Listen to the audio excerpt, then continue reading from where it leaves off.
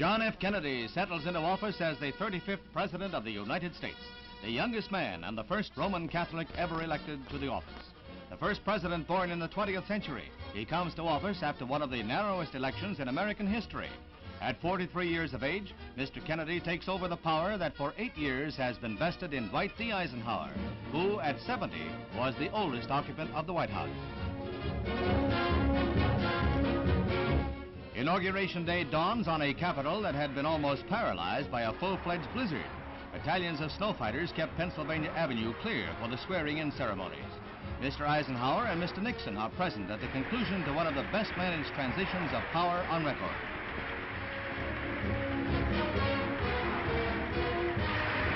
Despite sub-freezing temperatures, hundreds of thousands watched the ceremonies in front of the Capitol as the new President and Vice President Lyndon Johnson assume office. Slippery streets and snarled traffic cause a delay in the swearing-in ceremonies, a delay which the President and his predecessor pass in serious conversation. Then Lyndon Baines Johnson is sworn in as Vice President by fellow Texan, Speaker of the House Sam Rayburn. The first time, incidentally, a Speaker of the House of Representatives has administered the oath of office to a Vice President. Then, 10 minutes later, John Fitzgerald Kennedy is sworn by Chief Justice Warren as the 35th President of the United States, with the prayers of 4 major faiths to support him in office. Fitzgerald Kennedy, do solemnly swear. I, John Fitzgerald Kennedy, do solemnly swear that you will faithfully execute the office of President of the United States. that I will faithfully execute the office of President of the United States And will, to the best of your ability, and will, to the best of my ability, preserve, protect, and defend the Constitution of the United States. preserve, protect, and defend the Constitution of the United States. So help you God. So help me God.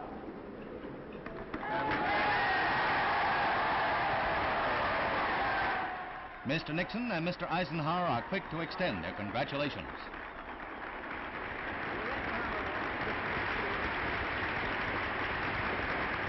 President Kennedy's speech is brief and stirring.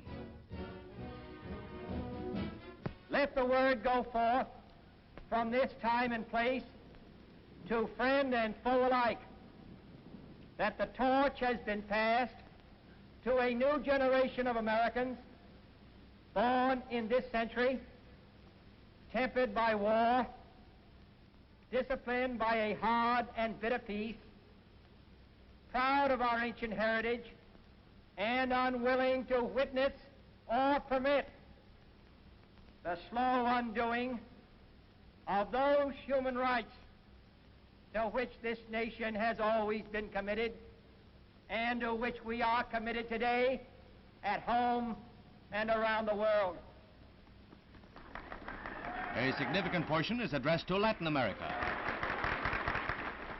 To our sister republics south of our border, we offer a special pledge to convert our good words into good deeds, in a new alliance for progress, to assist free men and free governments in casting off the chains of poverty. But this peaceful revolution of hope cannot become the prey of hostile powers. Let all our neighbors know that we shall join with them to oppose aggression or subversion anywhere in the Americas. And let every other power know that this hemisphere intends to remain the master of its own house.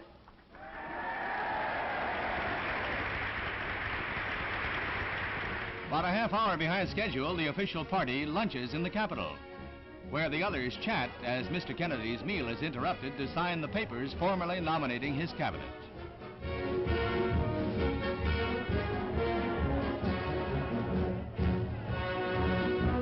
Then the procession to the White House and the reviewing stand for the inauguration parade. En route to their new address, 1600 Pennsylvania Avenue, John and Jacqueline Kennedy are cheered by nearly 1 million.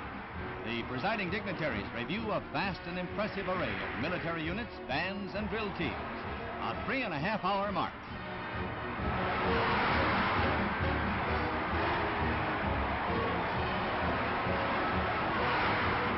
Hit of the parade, a replica of a Navy PT boat, like that commanded by President Kennedy in the Pacific in World War II, with most of his crew on hand. A stirring but chilled review in the freezing weather. That night, things warm up.